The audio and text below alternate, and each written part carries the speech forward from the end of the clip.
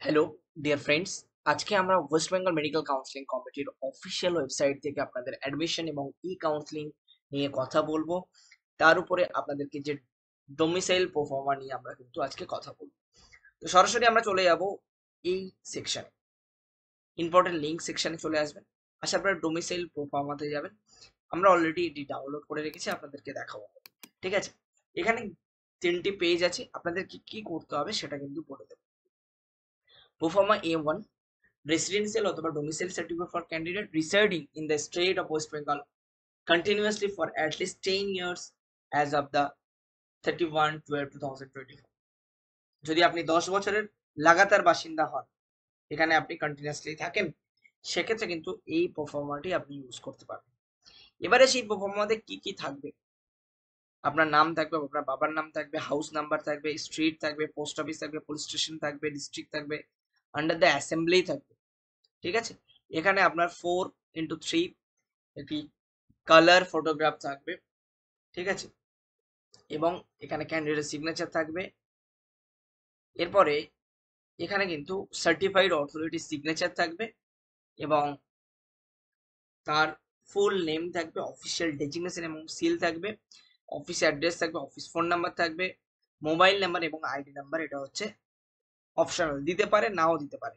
ঠিক আছে, এবার আসি প্রোফর্মা A2, রেসিডেন্সিয়াল অথবা domicile certificate for the candidate residing in the state of West Bengal at least 10 years, তাদের জন্য কিন্তু এই সার্টিফিকেটটি প্রোভাইড হবে। সো প্রোফর্মা A1 এবং A2 দুটো কিন্তু আপনারা ইউজ করতে পারেন এবং সেম ক্যাটাগরি, সেম সমস্ত কিছু আপনাদেরকে এখানে প্রোভাইড করতে হবে। এখানে হচ্ছে ক্যান্ডিডেটের নাম, বাবা অথবা মায়ের নাম এবং এক্সামিনেশন ইয়ার অ্যাপিয়ার এখানে হবে, এবং আপনার হাউস নাম্বার অথবা village number, street, post office, police station, district, under the assembly, এবং আপনার 4x3 সাইজের রিসেন্ট কালার ফটোগ্রাফ লাগবে, আপনার সিগনেচার লাগবে এবং সার্টিফাইড অথরিটির সিগনেচার, সিল, সমস্ত কিছু লাগবে। এবারে আসি প্রোফর্মা বি, রেসিডেন্সিয়াল অথবা domicile certificate for the candidate not residing in the state of West Bengal but whose parents is permanent resident of West Bengal having their permanent home address within West Bengal, then আপনাকে কিন্তু এই প্রোফর্মাটা use করতে হবে। Certified that father অথবা mother নাম, post office, police station, assembly, এখানে একটু আলাদা হবে। এখানে কিন্তু 4x3 সেম ফটোগ্রাফ হবে, ক্যান্ডিডেটের ফটো হবে এবং পাশে 4x3 তে বাবা এবং মায়ের ফটোগ্রাফ হবে। এখানে ক্যান্ডিডেটের সিগনেচার হবে এবং বাবা অথবা মায়ের সিগনেচার হবে। এখানে ক্যান্ডিডেট সিগনেচার হবে, এখানে বাবা অথবা মায়ের সিগনেচার হবে, এবং এগুলো কিন্তু সার্টিফাইং অথরিটির দ্বারা সিগনেচার করতে হবে। এবং এখানে কিন্তু তার নাম বড় আকারে হবে এবং ডেজিগনেশন এবং সিল, অফিসিয়াল নাম্বার, সমস্ত কিছু কিন্তু এখানে প্রোভাইড হবে।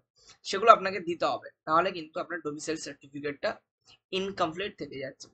সো ডোমিসাইল সার্টিফিকেট নিয়ে কিন্তু আর কারোর জিজ্ঞাসা থাকার কথা নয়, আমি যেভাবে ভেঙে চুরে আপনাদেরকে বলে দিয়েছি।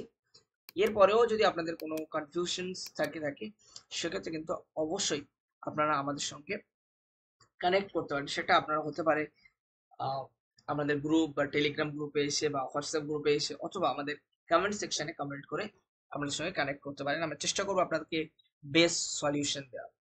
ভালো থাকবেন, টাটা, বাই বাই।